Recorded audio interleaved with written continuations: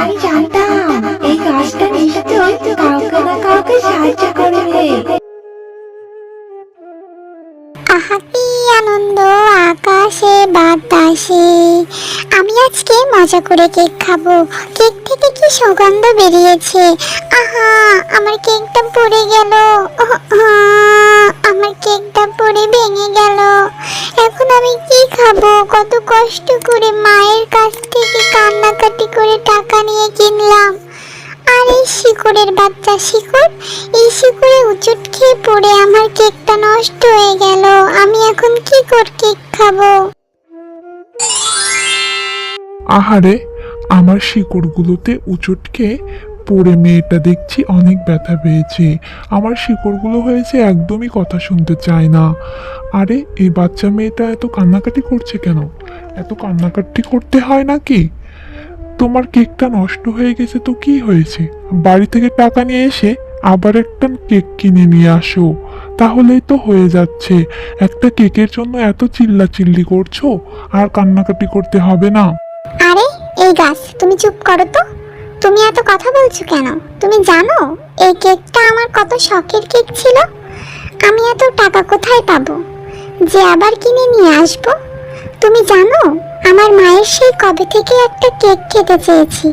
আমার মায়ের কাছে কত কান্নাকাটি করেছি, কত বুঝিয়ে কিছু টাকা নিয়ে এই কেকটা কিনছিলাম। ভেবেছিলাম বাড়িতে গিয়ে মজা করে খাবো। আর তোমার এই গাছের শিকড়ের জন্য আমার কেকটাই নষ্ট হয়ে গেল।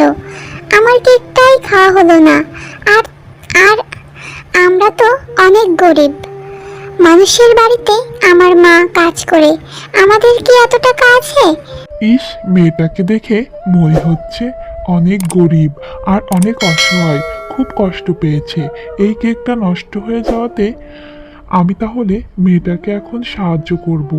এই মেয়ে, তুমি আমার গাছে যে ফুলটা দেখছো, ওই ফুলটা নিয়ে যাও আর ফুলটা নিয়ে তোমার বাড়িতে রোপণ করবে। তাহলে কালকে তুমি এর থেকে অনেক সুফল পাবে।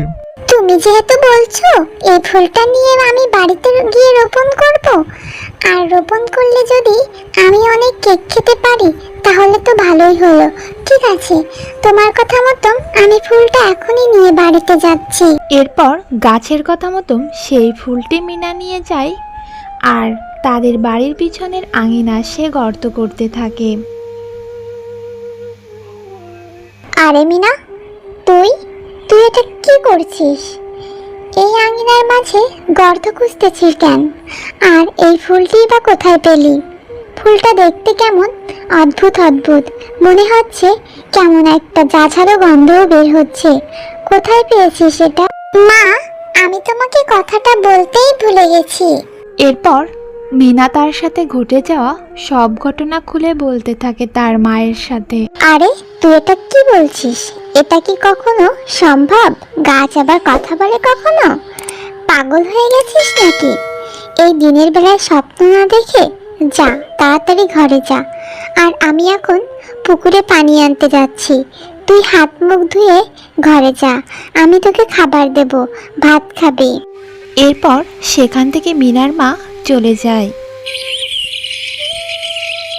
ও মা, এটা কি দেখছি? এই গাছটাতে তো অনেকগুলো কেক ধরেছে। এই জন্যই কি গাছটা আমাকে ফুলটা দিয়েছিল? এখন তো আমি অনেক কেক খেতে পারি। খবরদার বলছি মিনা, তুই এই গাছের কেক তুই একদম হাত দিবি না। কি জানি এই কেকে কোনো বিষ মেশানো আছে কিনা। গাছে কি কখনো কেক ধরে? এটা আবার কেমন ব্যাপার? এটা আমি প্রথম দেখলাম। তোকে কোন গাছটা এই ফুল দিয়েছে?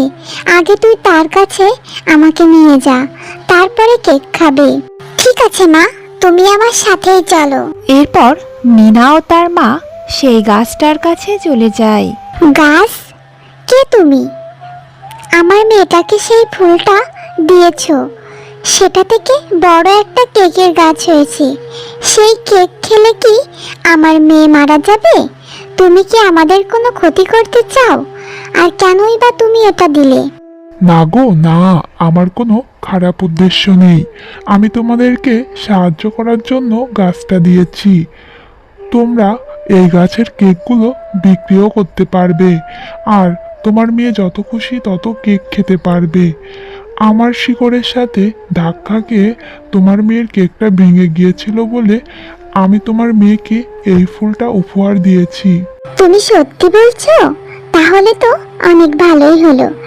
এখন থেকে এই কেকগুলো বিক্রি করলে আমাদের সংসার আর কোনো অভাব থাকবে না। আসলে আমার একটাই মেয়ে তো, ওর যদি কোনো ক্ষতি হয়ে যায় এই ভয়েই তোমার কাছে প্রশ্ন করতে এসেছি। হ্যাঁ, আর একটা কথা, এই গাছে যখন কেক ধরবে দিনের বেলায় কেকগুলো তোমরা খাবে, আর রাতে যে কেকগুলো ধরবে সেগুলো ভুলেও ছিঁড়বে না, বা তোমরা কখনোই খাবে না, কারণ ওগুলো বিষাক্ত হবে।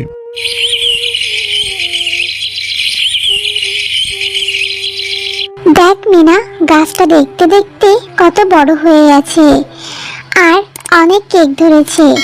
এই গাছের কেকগুলো বিক্রি করে আল্লাহর রহমতে আমরা অনেক ভালোই চলছি।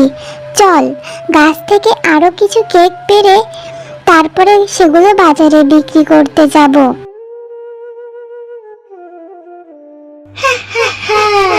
এতদিন ধরে আমি এটারই অপেক্ষায় ছিলাম। আমি জানতাম এই গাছটা নিশ্চয়ই কাউকে না কাউকে সাহায্য করবে। একদিন আমি এই গাছের অনেক ক্ষতি করেছি, এর অনেক ফল নষ্ট করেছি, আর আমি ওর গাছের ফুল ফল নষ্ট করেছি বলে একদিন ও আমাকে অনেক অপমান করেছিল। আজ আমার সময় এসেছে, এই কেকের গাছে সমস্ত কেক আমি নষ্ট করে ফেলবো, সময় খেয়ে ফেলবো, কারণ আমি চাই না এই দুষ্টু গাছ কাউকে সাহায্য করুক। কাউকে সাহায্য করতে দেখলে আমার গা জ্বলে যায়। আজ আমি এই গাছের সমস্ত কেক নষ্ট করে ফেলবো। ওই জাদুকারি গাছ কাউকে আর উপকার করতে পারবে না। আমি সব কিছু নষ্ট করে দেব, সব কেক ফেলবো, কি মজা। এরপর সেই শাকচুন্নি সেই জাদুর কেকের গাছের কেকগুলো খেতে থাকে, আর সেই কেক খেতে খেতে কিছুক্ষণ পর তার মুখ দিয়ে রক্ত বমি বের হতে থাকে। এটা কি হচ্ছে আমার সাথে? আমার মুখ থেকে রক্ত বমি বের হচ্ছে কেন? আমার মুখটা চলে যাচ্ছে, পুড়ে যাচ্ছে। কেউ বাঁচাও আমাকে। আমি জানতাম শাকচুন্নি তুই একদিন ওই গাছের কেক নষ্ট করতে যাবি, এজন্যই তো আমি রাতের কেকগুলো বিষাক্ত করে রেখেছিলাম, যাতে করে কেউ যদি মিনাদের গাছের কেকগুলো নষ্ট করতে চায় তাহলে সে রক্তবমি হয়ে মারা যাবে। এরপর বিনা ও তার মা তাদের সেই গাছের কেকগুলো বিক্রি করে অনেক সুখে শান্তিতে দিন কাটাতে থাকে, আর তাদের কোনো অভাব অনাটন থাকে না। হ্যালো বন্ধুরা, গল্পটি ভালো লেগে থাকলে চ্যানেলটি সাবস্ক্রাইব করে দিও আর পাশে থাকা বেল আইকনে প্রেস করে আমার পাশেই থেকো। ধন্যবাদ সবাইকে।